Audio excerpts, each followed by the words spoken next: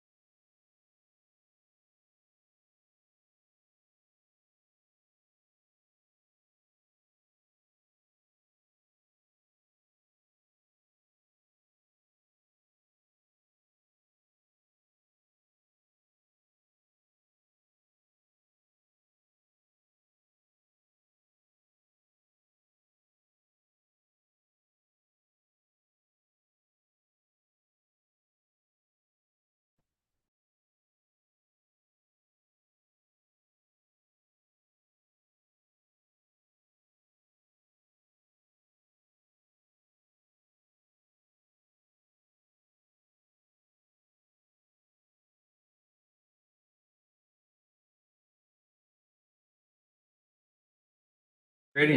You're unmuted. It's now 8:15. Perfect, perfect. I'm improvising, guys. So good morning. Good morning, Steve-O. So we'll talk a little bit about some cost stuff. But first, I've not looked at numbers. So I just want to say good job to everybody because I know you're not killing it. No surprise. No surprise. Had a good crossover. Did you? What? Yeah, what did you tell us about that? What was your cross on yesterday, buddy?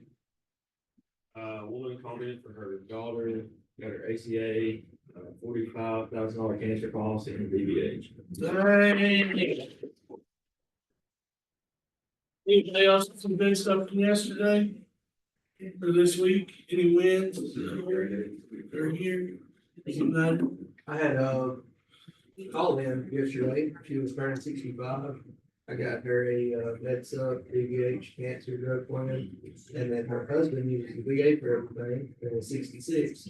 So I got him the United Healthcare gift bag, and put both of them on cancer policy. Nice. I'm here. Sorry, guys. I'll pull back, give me sniffles. I'm not taking his throat yesterday, so I guess he gave me. Yeah, I know, I feel terrible. Today we're just gonna talk about cross sell.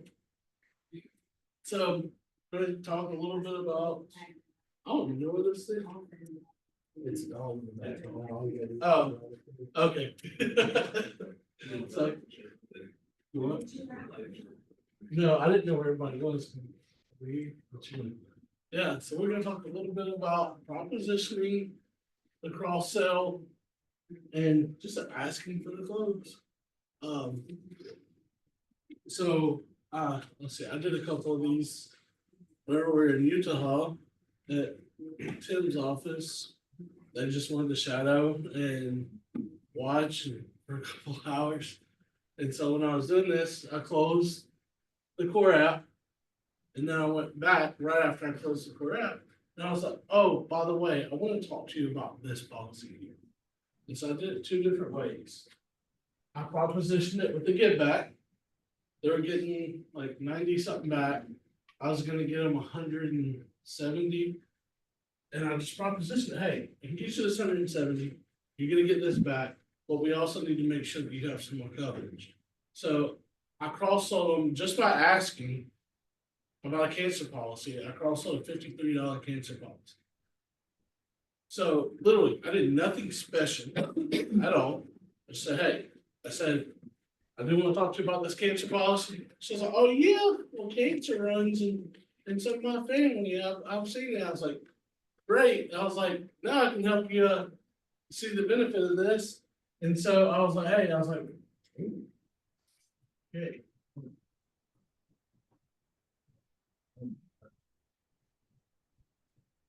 Okay. So just by bringing it up, I cross-sold $53 cancer policy. Now at first it was a little iffy, so I took it down a little bit. And I did what the safest thing I knew to do was, I brought it down to 10,000. I was like, hey, we'll get this 10,000 because she's like, And so I said, hey, here's the thing. I said, I can get you this 10,000. It's gonna be $35. Or I can get you 15,000 for less than $20. I said, which one sounds better? And I let her choose because I knew I still had cross-sell potential up here. So I let her choose, but she still chose the 15. Just by giving her the freedom to choose whatever she wanted. So it's all I'm asking. Not doing nothing special, not doing nothing other than what has been asked to be, just ask for the sale. I preach this all the time to everybody I train. If you ask for it, you'll close 10% of the ones at least that you ask. The next one I did, I talked to the guy, told him the benefit of his plan, and I was like, hey, this plan does have some gaps in here, and I can get these covered for you. And So I was like, hey, there is this plan called hospital indemnity. It's gonna cover you if you were going to the hospital, have to have surgery. So I built the full thing out, right? I built the full thing out, told him the cost, I think it was like $100. I was like, oh, that's a little high. He was like, what if we got it down to, what if it was a little lower than that? And I was like, okay, so, you know how to fix the hospital indemnity by taking stuff off. So I just took off skilled nursing facility. And I said, hey, this is what it'll cover, and it'll be this amount. It was like $70. I was like, sounds great. Well, I got to the banking information, and I was like, I don't know about this. So look, since you give me every piece of information that you have, all I need is this to put it through. And he easily gave me the rest of his information, just because I asked. So if you just ask at the end of the call, after you close the core product, just asking will buy you a little bit of time to really go in and approach the cross-sell scheme. I know a lot of you know about the 3-strike rule that I do. I'll elaborate on that a little more for those of you who don't, or have not actually heard that pitch. So after the close, so say you close one of these policies and you really want to try to cross-sell. So after you close the policy, what do we want to do after we close the policy? You don't always go that. Don't want to lose the core app. So doing it after protects you from the core app being lost. Because now you can go like, okay, we put this in. Now there's no worrying about pushing, being persistent or anything. So the first thing I do is I ask. I just ask them if they're aware of the cancer policy, of any extra coverage, things of that nature, and I just tell them about the product. So just ask and tell. If they tell me no, that's my first try. So what if they tell me no? I move over here. My next one is gonna be facts. Because facts tell stories. Perfect. So I'm gonna tell them the details of why they need the policy. I'm gonna tell them that 1 in 4 males, females end up getting diagnosed with cancer. So the odds are, God forbid, oh, there's a man. Odds are something's gonna happen to somebody, so it's better to be protected than not. Okay? The next one, if they say no, and it has to be a clear no. It can't be an objection. They're like, oh, I don't know about this, that doesn't count. Okay, so if they say no, we're gonna move over here to my final one. And I'm gonna tell them a story. Why? Because if I can get them to be a little emotional with me, if I can get them to really understand the value of this by telling them the situations that I've seen, which I've seen a lot more now than I ever did. But if you have to use someone else's story, that's fine. The client will not know. It's okay. But using a story about somebody that's had cancer or somebody that needed a hospital indemnity plan. You just tell them the story, good to go. Most of the time, this right here, or this right here, not giving up after the first, When you finish this one, Steven's gonna, that's perfect. so at least 10% right here on the asking and telling. The rest of it's gonna come from facts. After the facts, it's gonna come from the story. If you push through the 3-strike method, you will get more cross sells on the back end of these calls. Okay, so that's all I have for today. We're gonna let Steve Martinez join.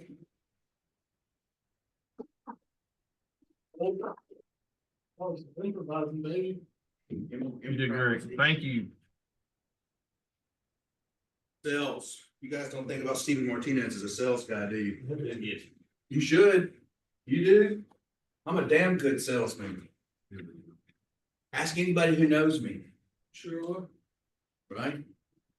When I was, I'll tell you a story. when I was like 8 years old, I went down to the store and they sold these raffle tickets. And I bought all these raffle tickets. And I went door to door selling raffle tickets for a bicycle that didn't exist. Nobody won the bicycle. You know what I did with all that money? I wish I bought a bike. I bought my mom a carton of cigarettes. I gave her the money, told her I wanted her to buy a carton of cigarettes. And then I went and bought a bunch of RC cola and stuff in my 2 liters of water. That's what I did when you was a broke child. And then the 90s, you bought RC cola, couldn't even afford Coca-Cola. Needless to say. Got a little hustle in me, okay? Got a little salesmanship.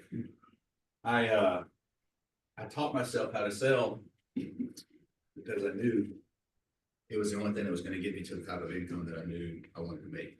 Right? There was a lot of other jobs out there. And for a long time, I did like everybody else, right? We work for an hourly rate. The beauty behind what you guys do is you do work for an hourly rate, but on top of that, you also work for a commission. So how hard you work directly impacts your paycheck and how much you actually make, right? So it took me a long time to find a job where I finally realized like I could actually make money based on my ability and how hard I actually work. How hard I actually work directly affected my paycheck. Where I never had a job like that. I could go change as many tires as I could when I worked at the tire shop, change as much oil as I could, wash as many cars as I could. My paycheck was still the same, right? So like having the opportunity to dictate how your paycheck looks is a huge opportunity. But I knew when I was looking for a job, I didn't want to be in something that paid me an hourly rate anymore. I wanted to be in something that gave me a service or a commission, right? Commission based. I do the service no matter what the service is. Like the plumber, right? The plumber comes out there and changes a fucking washer at my house on a little thing for $90. All I did was change a washer, but it was the convenience and the time. It only took me 5 minutes to do it, right?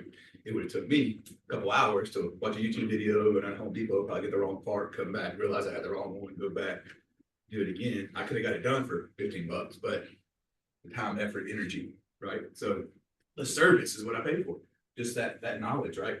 And so that's what people are paying you guys for. People are paying you guys to be the service. They don't give a fuck about Medicare, right? They don't give a shit about the ins and outs and how it all works until it actually affects them and how it happens to them, right? Until they go into the hospital, then they're going to call up and they're going to call the front desk and be like, hey, I went to the hospital. How's this all work? What's even going to happen? I don't even know what's going to happen, right?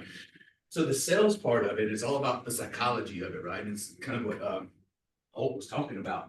Like you have to tell these stories to build this relationship. And when you do that, a lot of people decide in the first 30 seconds whether they're going to buy from you or not, right? A lot of it is first impressions.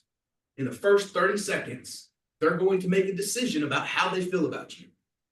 So when we get up here and we talk about high energy, opening with high energy, what do you think that's doing to the psychology of that person that's entering the phone? Right? Like it's going a long way to you actually closing the deal, whether you realize it or not, right? You're just doing what we're telling you to do. But what it's doing is getting in the psychology of that person, and that you're creating that first impression that they like you right off the bat, right? When Jared calls and he's high energy, hey, this is Jared. Right? It's always a positive, overwhelming tone, and they're just very receptive of it, right? Dustin does a great job of it. Listen to Dustin calls. We were out in Salt Lake City and we were eavesdropping on you guys and listening to some of you guys. But it was just funny because every single one of the calls that Dustin answered, super high energy, right? And guess what Dustin's doing? Kill it, right? But it's that first impression that's going a long way. So the first 30 seconds. At my last job, we did Sandler sales training, right? And so their big thing was the PI. You know what PI is? Personal investigator, right? Find out everything about that person. Facebook stalking before you call them. No. Pattern interrupt, right? Pattern interrupt. You're doing something different than every other salesman that's been calling you. And that's essentially what we're doing, right? Everybody else is calling them from the call centers and talking about their Medicare. Hey, Ms. Jones, how you doing today? We're talking about your Medicare. How do you want to talk about that? Right? What you're doing is just creating a first impression by just being overwhelmingly lovable. It's what Jackson's always been good at, right? Jackson's always been a very personable person. And so when he goes out there and he just is real bubbly, it goes a long way because you're creating a first impression. But what you're doing is giving them that counter interrupt in the first 30 seconds. And so at my last job, I did the Sandler sales training for 5 years, and every week for 5 years, this sales trainer, he would come in there and harp on pattern interrupt. In the first 30 seconds of the call, they're going to make a decision on whether they're going to let you talk to them. In our case, it was talk to the dentist, right? Because we were talking to the gatekeeper. I had to get past the gatekeeper to get to the dentist on the phone so I could make a sale to get him by the dentist. But for you guys, you're actually talking to the person that, like the consumer, the buyer, right? So when you talk to them, there's no gatekeeper you got to get past, but they're going to make that same decision in the first 30 seconds of them talking to you, right? 30 to 60 seconds, they're going to make a decision whether they're going to keep talking to you or they're going to put up a wall and be like, nope, don't want to talk about Medicare today. This guy sounds retarded. I don't want to talk to him. I've already dealt with this, right? They're going to give you some sort of rebuttal. And so Justin says it all the time. It's not important what your rebuttal is. It's just important that you have it. It's just important that you come back and you say something, right? And so some people are really quick-witted. I was never one of them guys where I could just like spit off something really funny or quick. I always had to think about it, and I was always like, oh shit, like, you know, but it still worked because you can still, like I said, get that impression right in the first 30 seconds, create that pattern interrupt. And then after you do that, you start building that relationship, right? So tell your story. Like facts tell sort of stuff. Facts tell story. So let's say it 5 times fast. I can't say it one time. But that's when you start telling your stories, getting over their objections, getting over their rebuttals, right? And that's where a lot of the times we're gonna, like I said, create the opportunity to create the sale. And we haven't talked about telling them any product knowledge or anything like that, because again, they don't really care about that. As soon as you start talking about that, that's when they kind of get turned off. But it's important. We have to talk about that eventually, but we have to get them to like us, trust us first, right? And so that first 30, 60 seconds, get them to like you, get them to trust you, get them to accept what you're telling them is valuable information. And half of that battle is getting them to like you and just willing to talk to you, right? So again, make sure that they're willing to talk to you.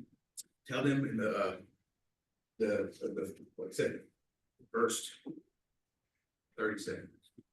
I love Dustin's.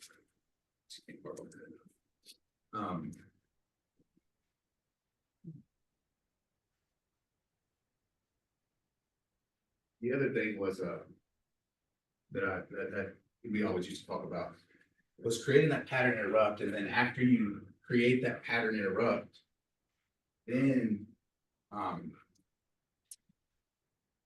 you would want to in your pitch, right, that you're telling them, your 60-second elevator pitch is what they used to call it. So you would have a 60-second elevator pitch. Give them the opening, the first 30 seconds of the call, give them the opening. Once you get past that, you're gonna have a 60-second elevator pitch. In that elevator pitch, you need to answer a lot of what their objections are going to be.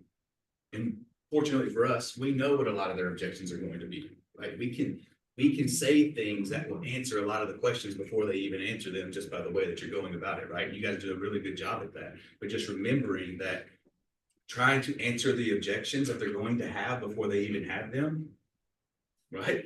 That like, and that's just not like over explaining what you're doing, but explaining what you're doing, explaining what you're talking about, right? And that starts getting into the details of it. But at that point, you created the relationship, you created that pattern interrupt, you created your relationship and the bond and the trust with them. And now you can get into the details. And again, they don't really care about it, but we have to go over it and we have to say it. And you're going to say all this and they're not going to remember any of it. But the fact of the matter is that we went over it on the call, went over the summary of benefits, and that they trust you at this point, because after that trust factor is there and you start going into the details, they're just like, I trust you. Do whatever you want with me, right? I trust you like my grandson. Do what you do because I don't care about this. I'm paying you for the service. The reason I'm talking to you is because I want your service, your knowledge, your expertise on this. And I don't want to have to take the time, weeks, months to learn and read my Medicare and You handbook, right? I don't want to become the expert on Medicare as the consumer. I just want this all taken care of when I know So Jared, what's gonna happen when I go to the hospital? And you're gonna explain that, right? That's the question I wanna know. So you could probably answer that question before they even ask it, right? How much is it gonna cost me when I go to the doctor? How much are my medicines gonna cost me, right? So you're answering some of these questions when you're pitching this to them. They're not even have the objection, and then so by the end of it, it sounds really good to them. And it's just an assumption into the enrollment, right? And so that's how we go from pattern interrupt, create that relationship, go over the product details where they trust you at this point. And then you just assume the close because you know what you're doing is actually best for them, right? Like that was my work. That's how I always thought about things. Getting to the start to the end, create that relationship, because that's really where we were selling. And for the long time, we would have these stories, right? We would always like, I would always tell the story when I sold cancer policies about my mother-in-law, because my mother-in-law had colon cancer. She had like have her colon removed. But it was a big deal. She didn't have a life insurance or cancer policy. And so it was a big burden on her, and it was a situation that I could use. I could tell the story of it, right? And that was the story that I always leaned on. I'm sure everybody has a personal story that you could actually relate to relate that. But them stories are actually building that relationship, right? So you get past the pattern interrupt, you build your 30-second elevator pitch, right? We're gonna make that 30-second elevator pitch, right? And they're gonna make that transition into, okay, let's keep talking, because what you told me in that elevator pitch sound good. I trust you, right? Let's keep talking. And now you're gonna build a little bit more relationship.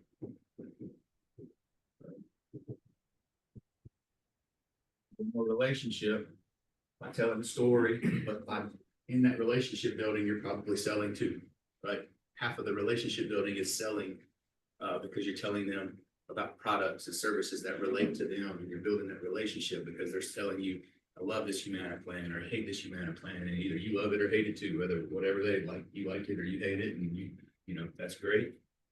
We love United Healthcare too. We'll put you on a different United Healthcare plan if it makes sense. If not, we'll switch you over to whatever makes sense.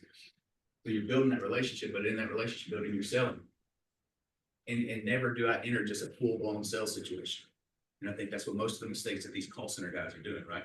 They're going straight into it, full-blown sales from the very beginning, which is great. We have to have a sales mentality to do what we're doing, but at the same time, we're working with senior citizens. Let's help them. Let's take the burden off of it. Let's actually do what we've built this business off of doing. And that's creating these relationships, which is going to create valuable clients, lifetime clients that are loyal, raving fans that are going to fill out the reviews, and they're going to tell all their friends about it. And you're going to get a referral in a year from now from somebody you help. And, that's going to trickle down, trickle down, trickle down. So, the first 30 seconds, though, is probably the most important. Would you not agree? Anybody would agree with that? Because all this, I can kind of make up and go along as I go, right? I can kind of, but in that first 30 seconds, if they decide they're not going to talk to me, then I can't get anywhere with the rest of this, right? So just maintain that high energy. Just maintain every single phone call. I would set some goals. I would say like before 10 o'clock every day, I want to make 10 phone calls, and in them 10 phone calls, I'm going to have super high energy, 10 on my energy every phone call, right? And just see how that goes. Super high energy, right? Because for me, it's exhausting. Okay, I'm a super introverted person, so like super high energy, some people call it fake, right? Super fluff, super fake. Like it drains me to do that, but sometimes you got to put it on, you got to do it. But it's not at the end of the day, like I said, it's just in trying to help them make that decision so you can service them, put them where they need to be. We're not doing a bad thing, we're getting into the psychology of them, making them like us. But that 30 seconds, that first 30 seconds, they're going to decide whether or not they want to keep talking to you for the rest of the call. But that's why Jackson's always been so good at cross-selling. That's why Holt's always been so good at cross-selling. Everybody that's cross-sold at a high rate, it's always done kind of this thing. They've always sold at high energy, super high energy in the front end of the call. And they come in, they tell stories, they build a relationship, and they just assume the close. Right? We're never going to ask for the close. You ready to do this, right? Ms. Jones, is that okay with you? No, okay, Ms. Jones, we're going to go ahead and fill out this application. Should I go ahead and text that to you? That's different, right? Because I know what I'm doing for you is what's best for you. There's no thinking about it. Let's do this, right? Text or email, what's going to work, right? Is it okay if we move to the next step? You gonna move to the next step, Ms. Jones? No. You understand what I'm telling you? Okay, that's great. We just went over all that. I don't need to ask you if you understand what I'm telling you. We just went over all that. Sounds good. All right, I'm gonna go ahead and send this to you. Right, just assume the clothes, right? You've always done a good job at assuming the clothes.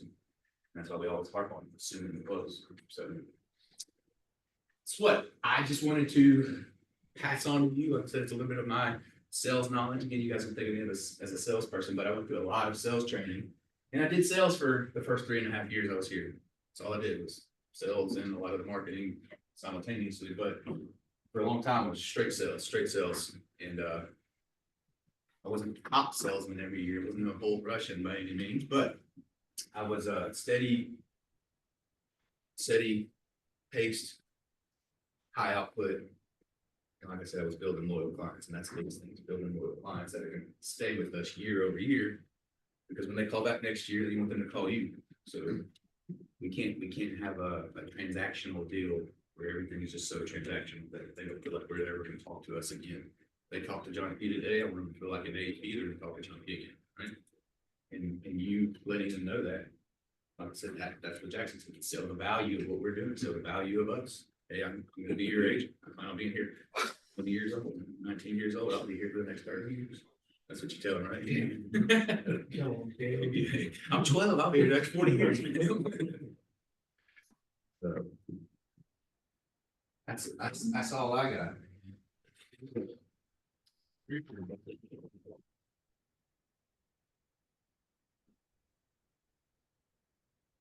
Scratch. He was a Jeep presentation.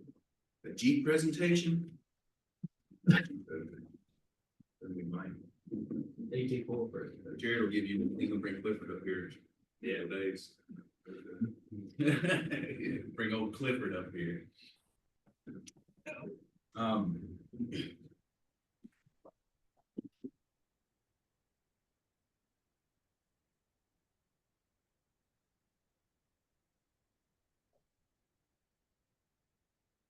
Yeah, I would set a goal, make 10 calls before 10, super high energy.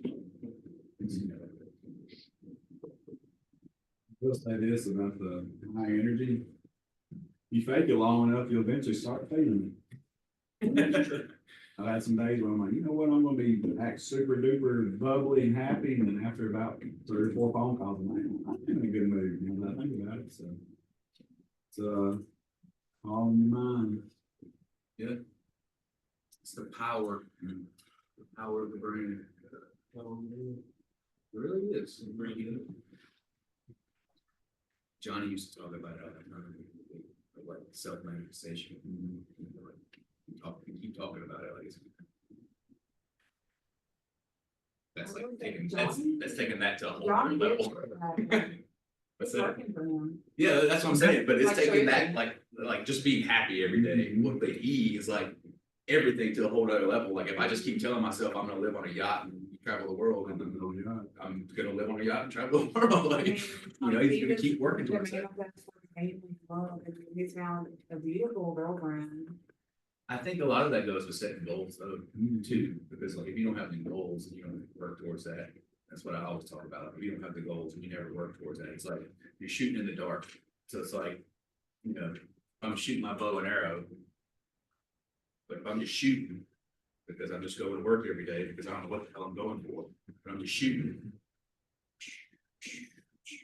I'm never going to get close to my target. Even though I think about that target, right? That's that pineapple over there. That's my target, right? That's my house I want to buy. That's my kids I want to have. That's my cars I want. That's my truck. That's my target. But I don't think about it. But if I'm like, even if I think about it, I don't hit it. I get close, right? I'm still closer than I was. So you gotta write it down. As corny as it is, write it down like every day. Put it on paper. Some people do the vision boards. Johnny used to do that. Johnny used to like in his cubicle, he would have like $100 bills and money and shit. Like you bought that.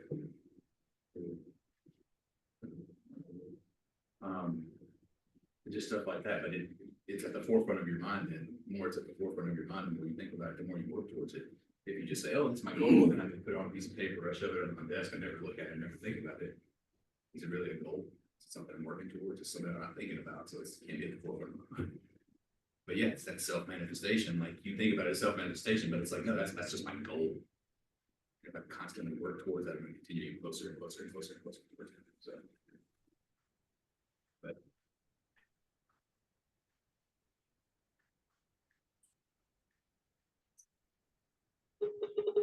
Professional financial.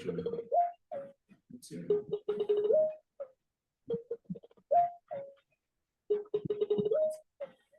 I have 3 sets of goals for everything that you do, right? So when I write my goals down, I have 3 sets of goals, like personal, professional, financial.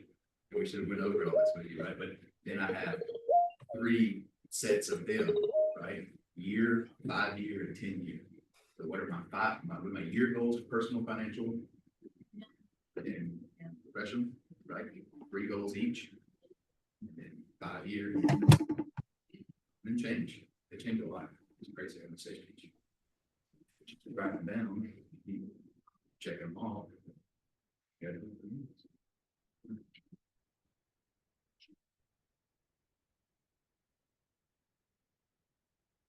Goal setting. That's a good one. It's a good takeaway, goal setting. Set some goals, and then micro goals. I like micro goals. Like my micro goals, it's like wake up every day. It's a good one. You gotta do that. Just wake up every day, 5:30. Yeah.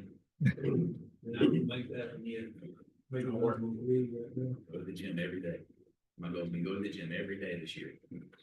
That means today, since September 2nd. It's crazy. It's insane.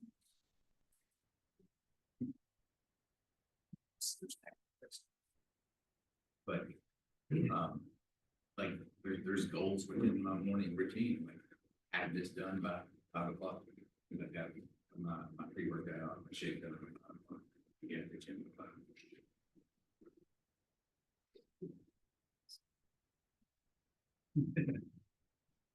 Again, if you don't think about that shit, then it's like, oh shit, it's almost 7 o'clock.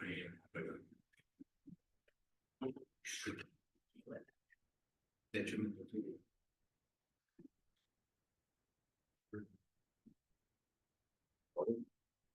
Six.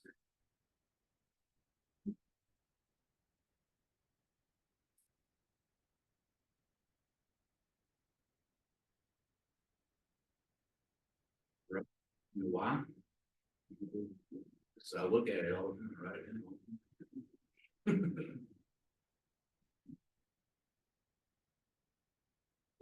All right, who's gonna fire us up? JP, you gonna fire us up, JP? You fire us up? Fire us up! You fire me up. Fire it up! Goal setting on 3. 1, 2, 3. Goal setting. Go to sleep. Bye.